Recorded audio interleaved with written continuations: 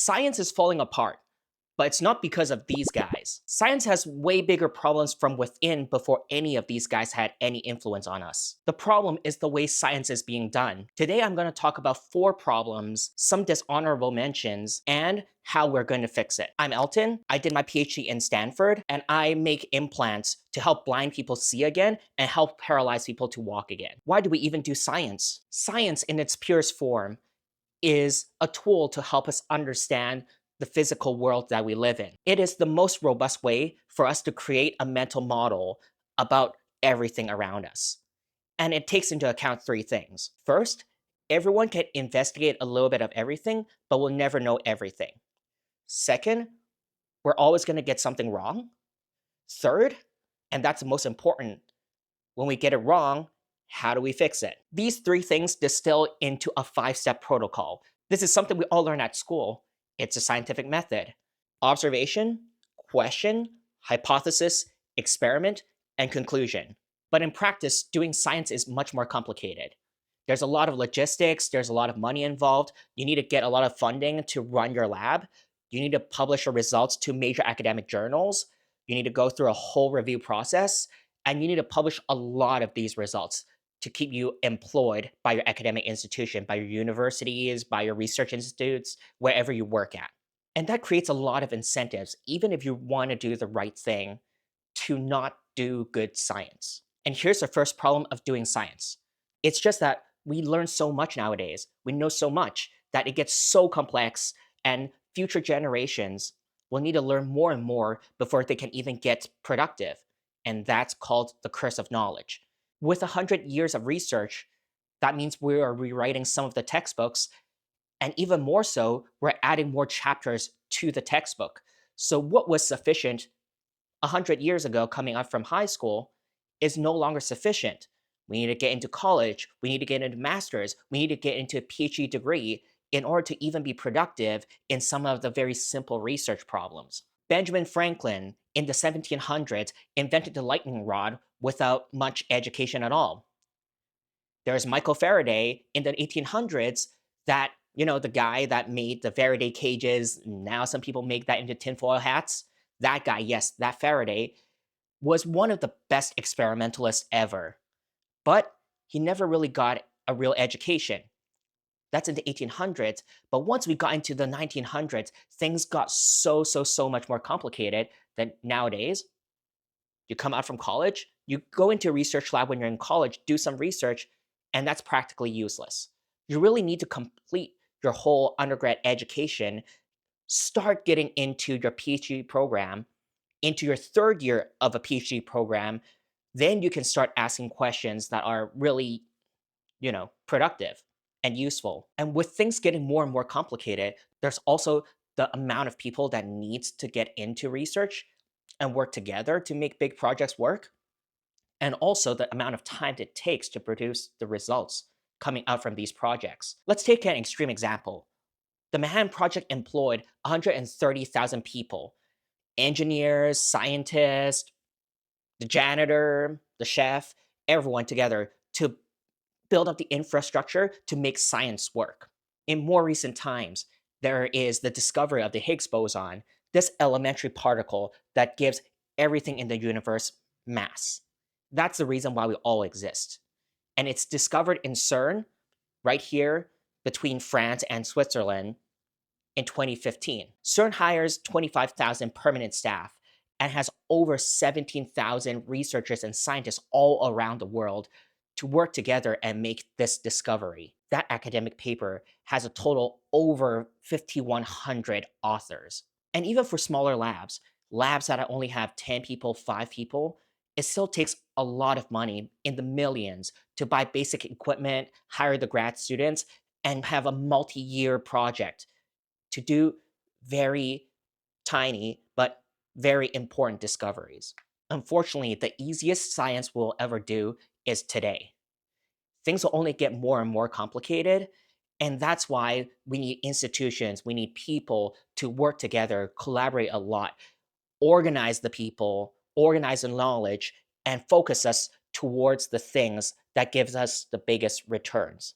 Okay, that's just doing science, learning about anything in general at a large scale. And now let's hop into our second problem, institutional funding. Once organizations get too big, people play safe. That's for every organization. It's the government, it's big corporations. That's how big corporations die. And it's also the same thing for scientific institutions. You don't chase big ideas. You chase small, incremental, tiny ideas. They're very important, but not what you think as being those heroic scientific discoveries. It's just taking small steps at a time. And here is why. When you run a small lab in a university, it's not the university that pays you. It's outside funding agencies like, say, National Institute of Health, National Science Foundation, funding agencies that give you money to do your research. And if you cannot get outside research, and it usually comes in 3 to 5 years, if you don't get that kind of funding, you get kicked out from your university. You don't have money to run your lab. So you're always on this treadmill of doing grant applications.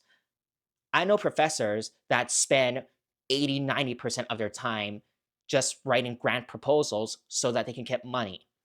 It's not about education. It's not time they spend on teaching people. It's not time they spend on mentoring their students. It's just getting money so that their lab can survive. And let's be real here too.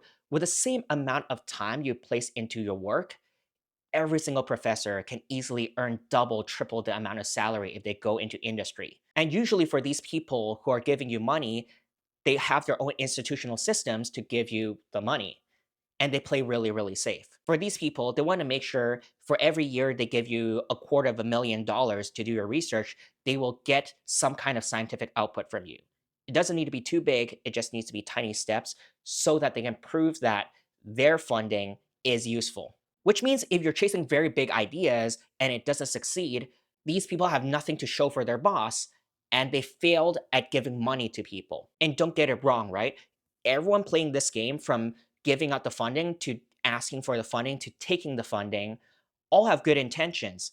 It's just that their incentives makes them very short-sighted because that is the only way that money works. But this kind of funding system fundamentally misunderstands how innovation works. Discovery innovation is a long-tail distribution, or in other words, a Pareto distribution. A couple outliers create 90% of the value. Veritasium made a very good video about the Pareto distribution, and I recommend you to see it here. Because these discoveries are so valuable, the optimal way to fund it is actually throw a lot of money into many, many different very risky ideas. 95% of it wouldn't work, but for the 5% that it works, it will be worth all the money that you spent on the failed projects. But funding agencies won't do that because the optics is really bad. Imagine this, right? Imagine you're one of them. You're one of those people that are giving out money. You handle all your budget to 10 different labs. Because they're all high risk, 10 of them failed this time around. Will your boss give you more money to invest in other high risk ideas? No, they won't. So you, existing in the system, you would pick tiny wins that won't really make big changes to science, and it will add a tiny bit to what's existing. You keep your job. To put it really short, the incentive structures in funding makes it so that only small ideas get funded easily, and big ideas are very hard to get funded. Funding is a really big problem, but our problem 3 is an even bigger problem that everyone in the scientific community talks about, and that's a publish or perish doctrine. This is a very long-running phrase in the scientific community. Publish or perish. You either consistently publish a lot of really good papers, or you become irrelevant. In many ways, this is kind of like YouTube. You're being judged by the quantity and quality of things you publish. People only care about your like counts, your subscriber counts. And if you have a hiatus, you don't know what you're going to get when you come back. In the scientific space, the equivalent to a like count is what's called the H-index. The H-index is a metric that quantifies the impact and productivity of a researcher. The definition is a little bit clumsy, so follow me here. First, you rank your papers by citation count. And citations just mean how many times your paper is being referenced by other scientific papers, which is another way to say that they find you being useful. After you rank it, you see which point just barely cuts the 45-degree line. In this plot right here, since the fifth point is the one that you get to before you cross the 45-degree line, your H-index is 5. That's a reasonable number for a PhD student. For high citation fields like in medicine, that would be around 20 to 40. If you're in something that is in the lower citation range, like say math or the humanities, that would be around 5 to 20. You want to be at a certain number so that you can tell your university that you're doing good publications. And it's not only your H-index that matters, it's also where you publish. It's kind of like if you publish a video to Dailymotion, no one cares. You get a participation trophy. But if you have a lot of view counts on YouTube, on TikTok, that means something. And if you get a Netflix special, woo, that's big. And like similarly, there are different tiers of journals where you can get your papers published. And the tier 1 journals, the Netflixes, are Science, Nature, The Lancet, New England Journal of Medicine. So when you're doing science, you're always chasing for the view counts and the platform. So you're constantly on the content treadmill. And this is a system that favors doing new science instead of only rigorous science. All of this publication cycle leads to our next problem, the fourth problem that we're going to talk about. Replication is really what separates science from anecdotes. All of us have an experience like this. Let's say your Vietnam veteran grandpa smokes a pack a day. He looks healthy running and kicking, but you know, every year in America, smoking kills almost 500,000 people, and you don't want your grandpa to die. So you tell him, hey, how about stop smoking? But then he says to you, look at how healthy I am. I'm not coughing. I'm not like I'm old and, kicking and running. Conversation just stops there. He keeps on smoking, you're confused and still worried about him. When we do experiments in science, ideally we want to make sure that your experiments and results can be replicated over and over again. If you have an apple tree and the apple drops, it falls to the ground every single time. If you have a bag of baking soda and a bottle of vinegar, you slap it together, it explodes every single time. And if you ask a little boy whether or not you like things more or you like people more, most of the time he will say, I like things more. Do you see the change of language I'm making here? For all the physical stuff that we're talking about, it's almost always replicable.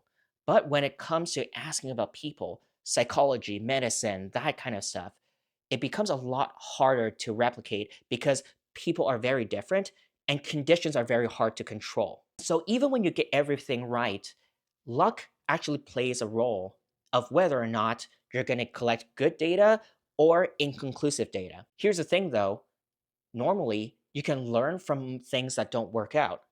We all learn from failure a lot, but in science, it's kind of different. In fact, learning from failure is so important that a lot of times really good companies will consider these failed experiments, the results you learn from failure, to be corporate secret. It is the secret sauce that makes these companies succeed. But in science, you never publish negative results. The tagline, we don't know if coffee will extend your life or kill you, doesn't really make for a good title for a paper. And a lot of times when you publish this kind of negative results, even if you can, it's a waste of your time and that slows down your career progression as a scientist. But you're still on the content treadmill. If you can't publish negative results, you need to find some way to publish good, new, positive results. And how do you do that? There's a nifty little trick that scientists use called p-hacking. P-hacking itself is a complete video to its own.